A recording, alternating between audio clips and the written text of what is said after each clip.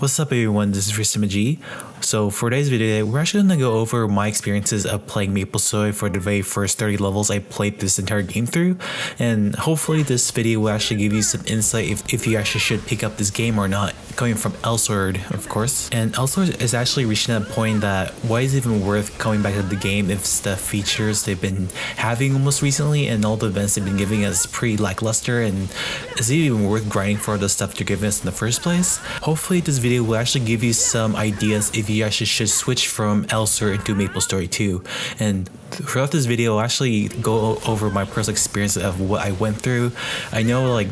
people might ask me questions like how's it going to go, how's the feature, is it going to be the same, is it bad and all. I'm not going to go over the features because that's not something I would tend to talk about, because I like to talk about like what I actually been through by playing this game the whole way through. For those of you who wants a straightforward answer if it's worth picking up, I'm going to say yes, just because I have several reasons why, but I also have some critiques behind the game of Maplestory 2 which I didn't like about it while I was playing the game. Let's actually talk about some of the things I actually do like about the game, and this is the fact that the game is a lot more refreshing and all with all the features the game has to offer, and everything that you do is not always going to be the same thing as you progress the game. And if you actually observe in Elsword, it's pretty linear in what it does, and although they try to make some variations between the dungeons and some of the maps even, but I feel like it's kind of too linear for me. There's nothing's going to be different. But Maplestory, however, they kind of twist the idea so like each boss or each map is totally different. Things have different objectives,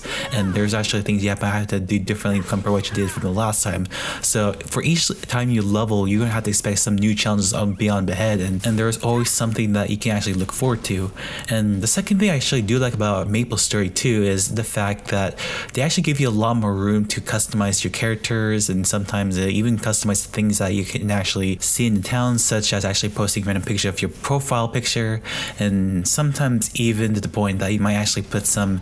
so-called not safe for work pictures. And one point I actually see in this video of me seeing this particular face that some of you guys might actually recognize. And if you're looking at these type of photos around town, good luck with that, because that was the only time I was able to see this photo in the black market, which is kind of equivalent to what we see also with the board, which allows us to sell any of our items to the board, and we can actually set the price to whatever you want and list it on there until someone actually buys it. But in Maplestory, your name is actually anonymous, so no one would actually know who the seller is or the buyers and such. So this is why it's called the black market. In terms of the progression of leveling and making your character a lot more powerful, the game actually does a good job of equipping you with the proper gear to the point that you won't feel that you're going to be underpowered against the monsters you're going to face against, but at the same time you don't feel that you're overpowered to the point you're actually going to kill everything so easily. And this actually sets the point that they wanted to make this game a little bit more challenging, but at the same time they're not trying to overwhelm you that the monsters and the boss will actually kill you almost like one hit KO compared to what we have elsewhere with the endgame contents. Some of the critiques I actually have for Maplestory itself is actually the fact that the combat system is kind of too overly simplified to the point that pretty much almost one skill button actually can handle almost the rest of the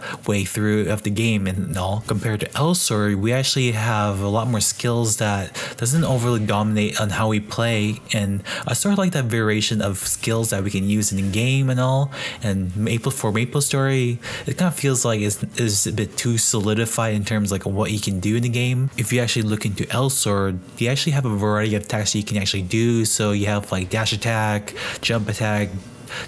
dash, attack on the air and such. There's a lot of varieties you can actually do with character as compared to Maplestory. You can only select one rigor attack, and the rest has to just be skills that you have for your character. And I just feel like you're kind of restricted on how much you can do in the game, and I just wish there's more you can actually do with your character in terms of a variety of normal attacks you can do besides the one in ground versus air and all.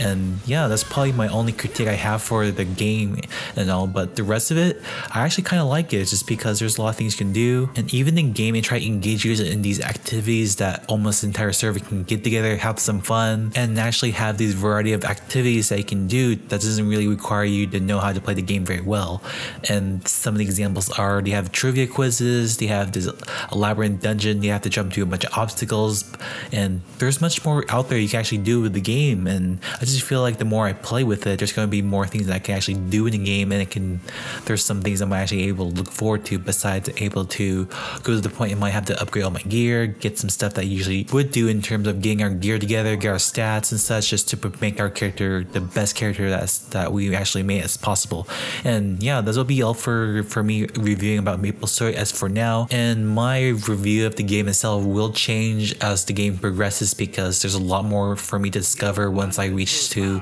the end game cap of level 60, and there's always these activities that I'm supposed to do towards the end game to make your character as powerful as possible, and try to make them much more powerful than what we had before. And yeah, if you have any questions regarding Maplestory 2, if it's right for you or not, you can actually drop down a comment down below, or you can actually start a discussion amongst yourself and just share some of your experiences if you actually did try Maplestory 2. Do you like it? Do you don't like it? That's what we're here for. And yeah, I'll be looking forward towards those comments, and I'll be happy to talk to you guys in the comments down below. And this is doesnt, and I'll be signing out of this video.